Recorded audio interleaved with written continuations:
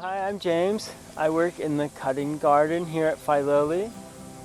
And my name's Leslie, and I work in the walled garden and the woodland garden and the rose garden at Filoli. So at Filoli this year, we have a fruitful garden display. Today we're going to talk about the pollinator garden and kind of why they're important. Most plants, in order to produce seed, or more importantly to us, fruit, you need to have your pollinators because they can't do it without our little pollinator friends. There's also tons of other pollinators than just honeybees. There's also bumblebees and birds and bugs and beetles that pollinate. Yeah, and like Leslie said, it's very important. The plants can't do it on their own. So if you want to be able to eat an apple, you need a pollinator.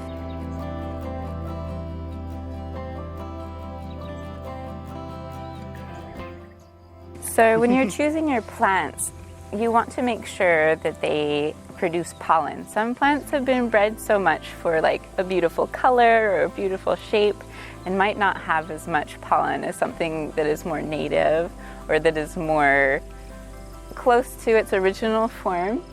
So depending on what pollinator you want, your plant choices will be different. If you want hummingbirds, you're going to want reds, oranges, purples, also with butterflies, like those similar colors.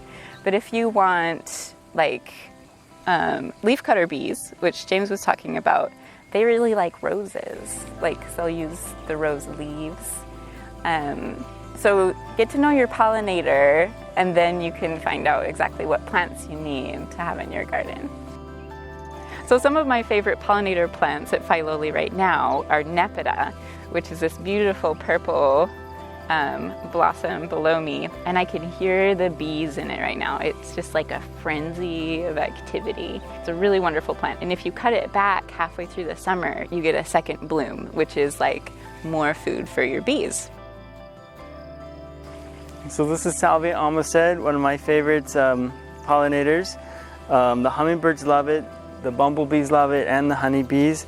It's got a very traditional salvia flower, and it's kind of cool. The bracts down here are really dark.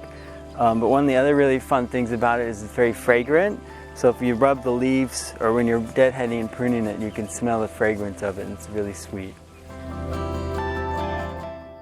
One of the other things that bees really need is they need water.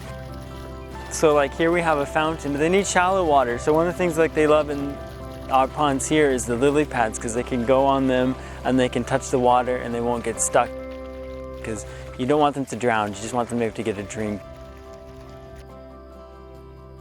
One of the great things about a garden is you can always play with something new. You can always buy a new plant, try something new, plant a new kind of flower you haven't done before.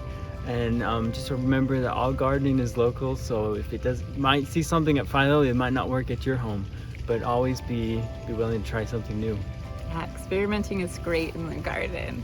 And if you need inspiration, come visit us at Filoli for our display this year. So come buzz on over.